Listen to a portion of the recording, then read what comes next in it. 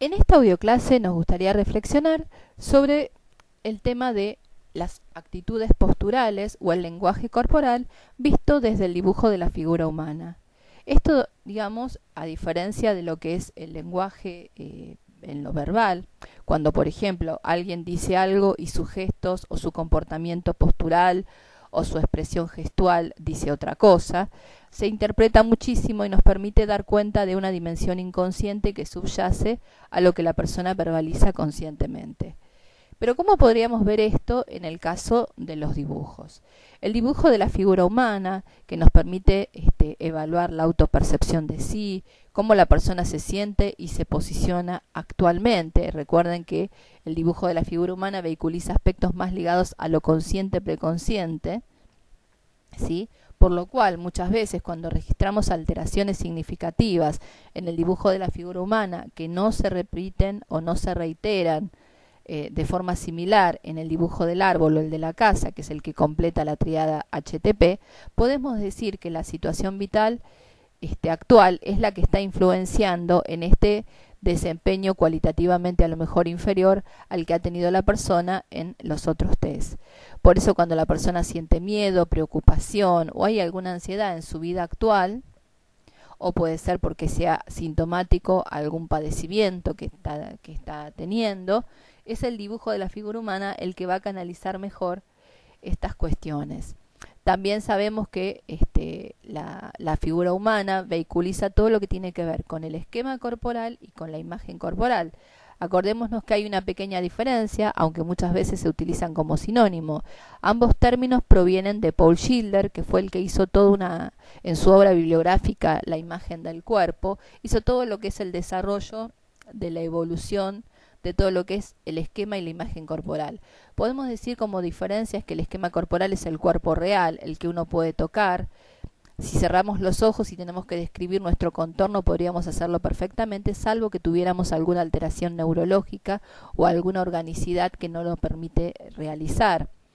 En cambio, la imagen corporal tiene una raigambre mucho más psicológica e inconsciente, que son las relaciones afectivas, de aproximación y de alejamiento, incluye lo propioceptivo, lo sensorial, que ha tenido el cuerpo desde su momento de nacimiento hasta el aquí y ahora.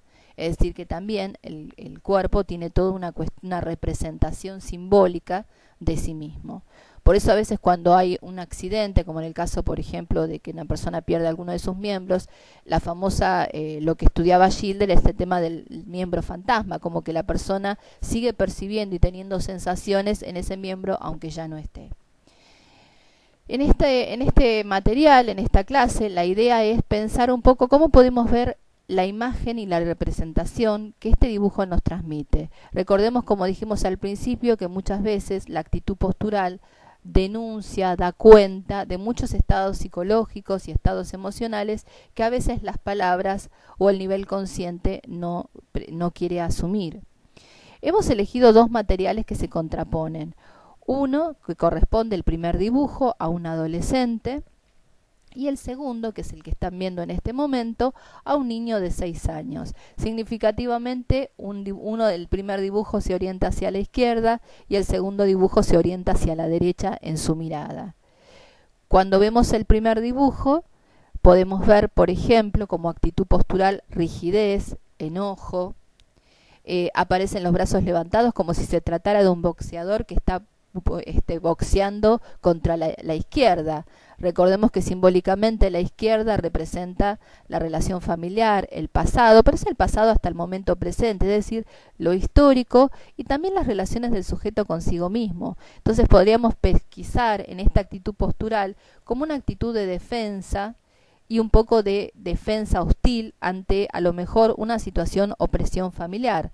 Todo obviamente, como siempre decimos, el resto de la batería, las asociaciones libres del sujeto, la entrevista, el resto de los test van a lo mejor profundizar y lograr una comprensión, pero de lo que ya estamos viendo es que en el estado actual de este adolescente hay como una actitud de defensa y de agresión a la vez, y también obviamente uno aúna con los contenidos, que esto también después lo pueden ampliar en el material escrito que desarrolla un poco más estos puntos.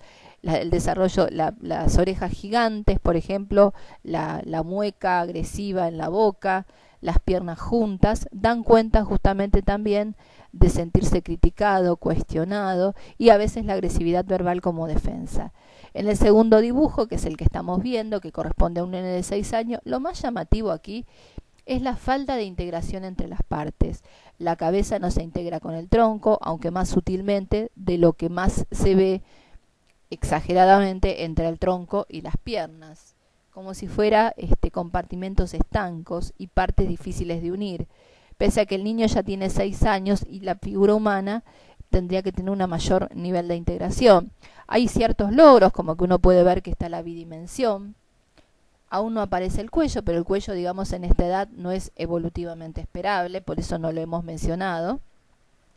Y lo que sí es significativo es la lluvia. Se trata del dibujo de una persona, por lo cual la lluvia es como un agregado, un accesorio de fondo, y que esta lluvia lo rodea, como que da cuenta también de sentirse presionado. Ahora, como el dibujo, a diferencia del otro que habíamos comentado, mira hacia la derecha, incluso también lo que está muy borrado es la cara, que primero se hace más pequeña y después se hace más grande. Es en la parte del dibujo que únicamente borra la cara y los rasgos faciales. Sabemos que la cara es el centro de la comunicación social, por lo cual está diciendo que la percepción, en este caso del ambiente social, no familiar, no íntimo, resulta conflictiva o preocupante o movilizante para este niño. En efecto, se trataba de un niño con importantes dificultades en sus relaciones escolares, tanto con el aprendizaje como con sus pares.